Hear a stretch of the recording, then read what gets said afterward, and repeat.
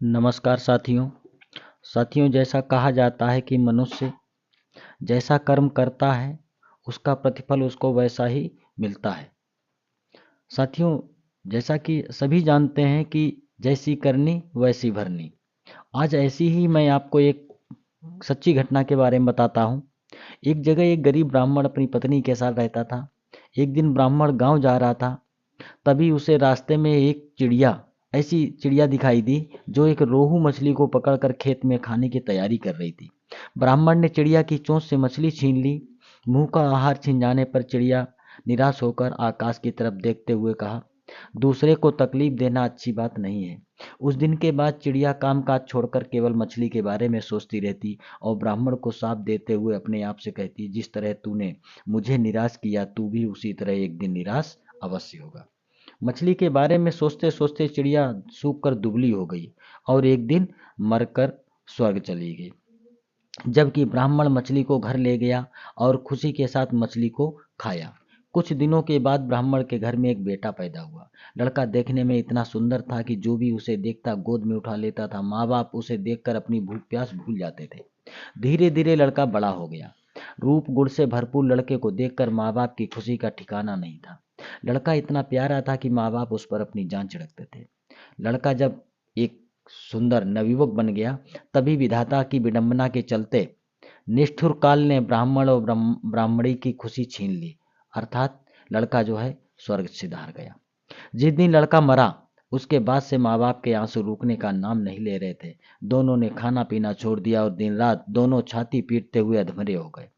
पत्थर दे रहे यमराज ने हमें जीते जी जला दिया। अगर सुबह शाम उसे कूटा जाए तो उसे कैसा लगेगा, ये कहकर ब्राह्मण रोज उखल में मूसल पटकते हुए कहने लगा कि यम का कलेजा कूट रहा है।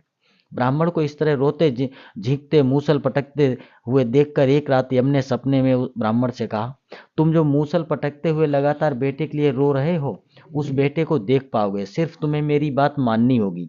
कल तुम भीतर से दरवाजा बंद कर अपने पूजा घर में सोना और 3 दिन तक किसी को भी वहां जाकर जगाने नहीं देना। अगले दिन ब्राह्मण ने अपने सपने के बारे में विस्तार से अपनी पत्नी को सारी बात बताई। उसी के अनुसार पूजा घर के भीतर जाकर सो गया। जब ब्राह्मण को गहरी नींद आई तब एक यमदूत ब्राह्मण का शरीर वहीं छोड़कर उसकी आत्मा को यमपुरी लेकर के चला गया। यमपुरी में ब्राह्मण ने न जाने कितने सारे नजारे देखे। कहीं पापी को यमदूत कूट कूट कर चटनी बना रहे थे, कहीं भयंकर पापी की जीभ में कांटा घुसेड़ कर उन्हें घसीट कर नरकुंड में डाल रहे थे। झुंड बनाकर यमदूत चारों तरफ घूम रहे थे, शोरगुल मचा रहे थे, खुशियां मना रहे थे। इस तरह जगह जगह अजीब अजीब मंजर देखकर ब्राह्मण के होशो हवास उड़ गए और हवा में पीपल के पत्ते की तरह डर के मारे वो थर थर कांपने लगा। यमदूत उसे यमराज के पास ले गया। डर के मारे थर थर कांप रहे ब्राह्मण को देखकर यमराज ने उससे कहा, पुजारी डरो मत, तुम जरा उन नौजवानों की तरफ देखो, क्या उनमें तुम्हारा बेटा है कोई? ब्राह्मण ने उधर देखा तो अपने बेटे को वहां पर खड़े हुए पाया। बेटे को देखकर ब्राह्मण ने खुश होकर यमराज से कहा, जी महाराज, वो है मेरा बेटा। ब्राह्मण का जवाब सुनकर यमराज ने कहा, उसे यहाँ बुलाओ। अगर ना आए तो यहाँ वहां जाकर के उसे बुला लाओ। ब्राह्मण ने बेटे को पुकारा मगर वो नहीं आया। तब उसके पास जाकर के बोला, मेरे बच्चे, मैं आया हूं ना, मैं तेरा बाबा हूं, तू चल मेरे साथ। ब्राह्मण ने 3-4 बार इस तरह कहा मगर बेटे ने उसकी तरफ देखा ही नहीं। तब उसे हाथ से पकड़कर ब्राह्मण ने कहा, मेरे बच्चे इधर देखो तो, मैं हूं तेरा बाप जिसे तू बाबा बोलता था। ये सुनकर बेटे ने बाप की तरफ देखकर झुंझलाकर कहा, तू मुझे बेटा क्यों कह रहा है? मैं तेरा बेटा नहीं हूं। कभी तूने एक चिड़िया को तकलीफ पहुंचाकर उसके मुंह का आहार छीन लिया था। उसी का बदला लेने के लिए मैं तेरा बेटा बनकर के पैदा हुआ था। अब याद आया ना, तूने जिस तरह मेरे मन को तकलीफ पहुंचाई थी उसी तरह मैं तेरे मन को तकलीफ पहुंचाकर चला आया। बेटे का जवाब सुनकर ब्राह्मण उदास हो गया और यमराज के पास आकर बोला, वह मेरा बेटा नहीं है। ब्राह्मण की बात सुनकर यमराज ने उससे कहा, तुम लोग बेवजह मुझे कोस रहे थे, अब पता चल गया ना किसका कसूर था। इतना कहकर यमराज ने दूत को इशारा किया और दूत ब्राह्मण की आत्मा को लेकर फौरन उसके पूजा घर में पहुंच गया।